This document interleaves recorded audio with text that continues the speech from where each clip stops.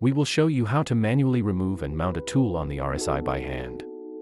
This method is used when the normal change tool wizard cannot be used, for example, when the system is powered off and the tool needs to be removed. Unscrew the cover screw. Use Torx 20. Gently push the cover upwards. Make sure all 3 locks are released. To remove the tool, lift the plunger coupling. Now, push the black slider to the right. Carefully pull the tool down and out. To mount the tool, follow the reverse steps. Push the slider to the right so the tool can slide in from below. Now push the plunger coupling down until it locks into the plunger head. You will hear a click sound again.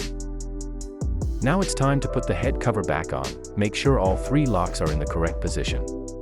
Pay close attention to the right side of the head. Slide all 3 locks down properly. Screw in the cover screw again, and you're done. Thank you for watching.